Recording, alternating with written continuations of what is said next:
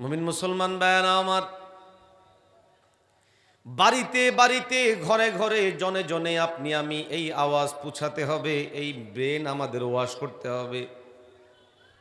আমাদের বহু হাজি, বহু গাজী, বহু কাজী, বহু এমন উচ্চ শিক্ষিত মানুষ আছেন যারা 5 ওয়াক্ত নামাজ পড়েন, রোজা করেন, হজ করেন, সুন্নতি দাড়িও আছে, সুন্নতি পোশাকও পরেন, কিন্তু রাষ্ট্র ব্যবস্থা ইসলাম হোক, সংবিধান ইসলাম হোক, মানব সভ্যতার জন্য আইন কোরআনের আলোকে হোক, এই জিনিসকে সহ্য করতে পারে না, মানতে পারে না।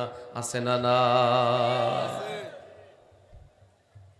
কেউ কেউ তো মনে করে কালামুল্লাহের আলোকে রাষ্ট্র পরিচালনা করা অসম্ভব। কেউ কেউ মনে করে শরিয়া ইসলামিয়া দিয়ে রাষ্ট্র চলতে পারে না, সমাজ চলতে পারে না। কেউ কেউ আরেকটু আগ বেড়ে এইগুলোকে বর্বর বলার চেষ্টা করে। ও মুসলমান, আপনি আমি আমরা এই বিষয়গুলোকে পরিষ্কারভাবে বোঝা দরকার। পয়গম্বর আলাইহিস সালাতু ওয়াস সালাম একটা রাষ্ট্র পরিচালনা করেছেন। মদিনা মুনাওয়ারা, মদিনা যে স্টেট, পয়গম্বর আলাইহিস সালাতু ওয়াস সালাম ওই মদিনা স্টেটকে কেন্দ্র করে একটা রাষ্ট্র গঠন করেছেন। ওই রাষ্ট্রের রাষ্ট্রপ্রধান ছিলেন নবীজি মুহাম্মদুর রাসূলুল্লাহ সাল্লাল্লাহু আলাইহি ওয়াসাল্লাম। পয়গম্বর আলাইহিস সালাতু ওয়াস সালাম মদিনা রাষ্ট্র পরিচালনার জন্য একটি সংবিধান প্রণয়ন করেছেন, যাতে ধারা উপধারা মিলিয়ে প্রায় 47টা ব্যাচেও অধিক ধারা উপধারা ছিল। পয়গম্বর আলাইহিস সালাতু ওয়াস সালামের ওই প্রণীত সংবিধানের আলোকে ওই 10 বছর এবং পরবর্তী খেলাফত চলার লম্বা সময় জুড়ে গোটা পৃথিবীর মধ্যে শান্তি ছিল, অশান্তি ছিল না। মানুষের মধ্যে নিয়ম নীতি ছিল, মানুষের মধ্যে উশৃঙ্খলতা ছিল না, মানুষের মধ্যে মানবতা ফিরে এসেছে। মানুষ বেঈমান এবং মানুষ অমানুষ হয়নি। আওয়াজ দেন ঠিক কিনা?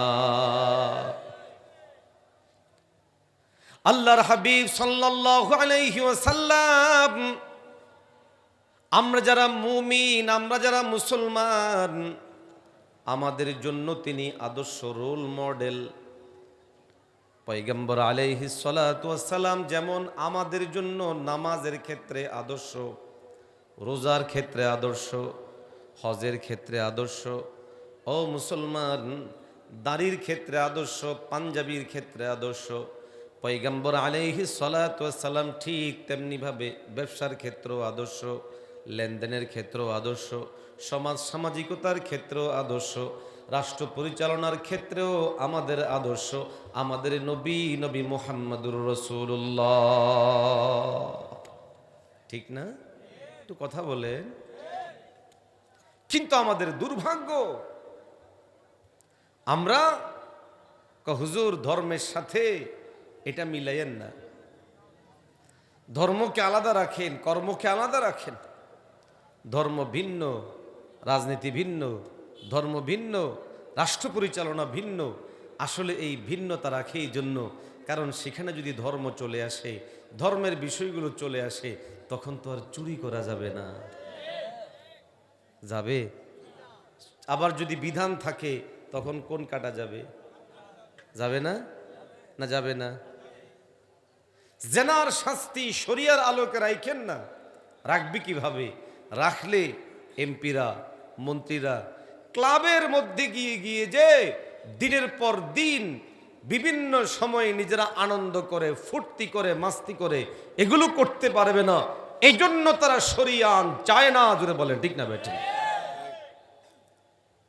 কালামুল্লাহ যদি আইনানুগভাবে প্রণীত হয়ে যায়, স্বার্থ শেষ হবে, ধান্দা বন্ধ হয়ে যাবে। অথচ বাস্তবতা হলো এই, ওই সময়ে আজকে যারা এই অন্যায়ভাবে বিভিন্ন ডানবাম করতে চায়, তখন বৈধভাবে এবং সুন্দরভাবে তারাও বিভিন্ন কার্যক্রম করার সুযোগ পাবে। আওয়াজ দিয়ে বলেন ঠিক না? ঠিক। মুসলমান ভাইয়েরা আমার, এই কথাগুলো আমাদের মধ্যে খুব পরিষ্কার হওয়া দরকার। লোক সমাজের মধ্যে ব্যাপকভাবে প্রচলিত এবং বিশেষভাবে 2024 স্বাধীনতার পর ইসলামী শক্তির উত্থান দেখে, ইসলামী শক্তিগুলোর সম্ভাবনা দেখে কেউ কেউ মিথ্যা প্রচারণা করছে। যদি হুজুরেরা রাষ্ট্রীয়ভাবে চলে আসে, কালামুল্লাহ যদি কিংবা শরিয়া যদি রাষ্ট্রীয়ভাবে চলে আসে, তাহলে বিধর্মীদের আর কোনো জায়গা হবে না। বলে কি বলে না? এই পরিমাণ অপপ্রচার যে হিন্দু, বৌদ্ধ, খ্রিস্টান এরা কেউ বাঁচতেই পারবে না, মরে যাবে, মেরে ফেলবে। এই জন্য কিছুদিন দেখেছেন আমাদের হিন্দু ভাইয়েরা এবং আরও বিভিন্ন বিধর্মী ভাইয়েরা, তারা ভয়ে হোক, আতঙ্কে হোক বা ষড়যন্ত্রে পা দিয়ে হোক, রাজপথে বিভিন্ন আওয়াজ উঠাচ্ছিল, বারবার বারবার এই আওয়াজ উঠাচ্ছিল যে আমাদেরকে শেষ করে ফেলবে, আমরা শেষ হয়ে যাব, আমরা বাঁচতে চাই। আমি আল্লাহকে সাক্ষী রেখে বলি, যদি কালামুল্লাহের আলোকে আমার সংবিধান প্রণীত হয়, যদি কালামুল্লাহ ধারণ করে আমাদের কোনো দল ক্ষমতায় যায়, তাহলে আজকের দিনে বিধর্মীরা যেই পরিমাণ নিরাপত্তা পায়, ইসলামীভাবে এই রাষ্ট্র প্রতিষ্ঠা হলে, ইসলামী দল ক্ষমতায় গেলে তারা এর চেয়ে বেশি নিরাপত্তা পাবে। কেন? কারণ হলো এই, ইসলামী দলগুলো আদর্শ হিসেবে আমাদের নবীজিকেই মানে না ভিন্ন কাউকে। আমাদের নবীর সৈনিক বলে নিজেদেরকে পরিচয় দেয়। যখন আদর্শিকভাবে নবীর উম্মত নবীকে ধারণ করবে, নবীকেই আদর্শ মেনে সামনে অগ্রসর হবে, তো এই উম্মতের সামনে নবীর রাষ্ট্র পরিচালনা আছে না নাই? জোরে বলেন। এই উম্মতের সামনে নবীর বিধর্মীদের সাথে আচরণগুলো আছে না নাই? যখন তিনি নবীজিকে সামনে রাখবেন, যদি কেউ নবীজিকে সামনে না রাখে, নবীজির আদর্শকে বাস্তবায়নের কথা না বলে, সে যত বড় মুসলমান দাবি করুক, যত বড় ধার্মিক দাবি করুক, আমরা পরিষ্কার বলবো সে একটা মিথ্যুক। মুসলমান ভাইয়েরা আমার, নবীজি মুহাম্মদুর রাসূলুল্লাহ সাল্লাল্লাহু আলাইহি ওয়াসাল্লামকে যখন একজন ক্ষমতাধর, একজন রাষ্ট্রের গুরুত্বপূর্ণ ব্যক্তি নিজের জন্য আদর্শ হিসেবে গ্রহণ করবে, পয়গম্বর আলাইহিস সালাতু ওয়াস সালামের সেই দীর্ঘ 10 বছর রাষ্ট্র পরিচালনা তার সামনে হাজির হয়ে যাবে। আল্লাহর হাবিব সাল্লাল্লাহু আলাইহি ওয়াসাল্লাম নিজের রাষ্ট্র পরিচালনা দীর্ঘ 10 বছর সময়ের মধ্যে কখনো কোনো দিন কোনো একজন বিধর্মীকে অন্যায়ভাবে আঘাত করেছেন দেখানো যাবে? আরো আসতে বলেন। কোনো একজন খ্রিস্টানকে, কোনো একজন ইহুদিকে, কোনো একজন মূর্তি পূজারীকে তার বাড়ি থেকে, ঘর থেকে অন্যায়ভাবে বের করে দিয়েছেন, দেখানো যাবে না। সুতরাং আমাদের মধ্য থেকে কেউ যদি রাষ্ট্রপ্রধান হয়, খুব স্বাভাবিকভাবেই তার সামনে আদর্শ হিসেবে থাকবে পয়গম্বর আলাইহিস সালাতু ওয়াস সালাম। পয়গম্বর আলাইহিস সালাতু ওয়াস সালাম যেইভাবে রাষ্ট্র চালিয়েছেন, তিনিও ওইভাবে রাষ্ট্র চালাবেন। পয়গম্বরের হাতে বিধর্মীরা যেমন নিরাপদ ছিল, আমাদের মধ্য থেকে যিনি ক্ষমতাবান হবেন তার হাতেও ওই ব্যক্তিরা ওই রকমভাবে নিরাপদ থাকবে।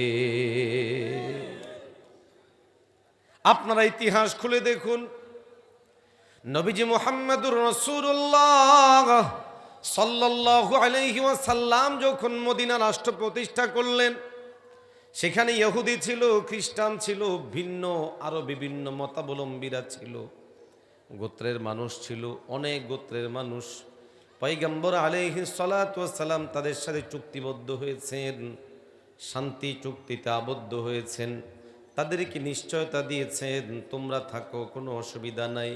মুসলমান ভাইয়েরা আমার, নবীজি মুহাম্মদুর রাসূলুল্লাহ সাল্লাল্লাহু আলাইহি ওয়াসাল্লামের রাষ্ট্র পরিচালনা দীর্ঘ 10 বছরে, নবীজির পর সাহাবায়ে কেরামদের রাষ্ট্র পরিচালনা দীর্ঘ সময়, এবং পরবর্তীতে আইম্মা যারা ছিলেন, ইমাম যারা ছিলেন, খলিফা যারা ছিলেন, তাদের রাষ্ট্র পরিচালনায় একজন বিধর্মীকে অন্যায়ভাবে আক্রমণ করা হয়েছে কিংবা বাড়িঘর নষ্ট করে দেওয়া হয়েছে, কেউ দেখাতে পারবে না চ্যালেঞ্জ যদি করা হয় কিয়ামত পর্যন্ত কোনো দিন কেউ দেখাতে পারবে না। বরং আমরা আমাদের নবী মুহাম্মদুর রাসূলুল্লাহ সাল্লাল্লাহু আলাইহি ওয়াসাল্লাম থেকে যেই জিনিসটা পাই, যেই জিনিস শিখি, নবীজি মুহাম্মদুর রাসূলুল্লাহ সাল্লাল্লাহু আলাইহি ওয়াসাল্লাম যুদ্ধের সময় ব্যতীত বাকি সময়গুলোতে বিধর্মীদের ব্যাপারে মৌলিকভাবে দুটো কাজ তিনি করতেন। এক নাম্বার হলো আদ-দুআ ও ইনদাল্লাহ, আল্লাহ পাকের কাছে পয়গম্বর দিল থেকে দোয়া করতেন।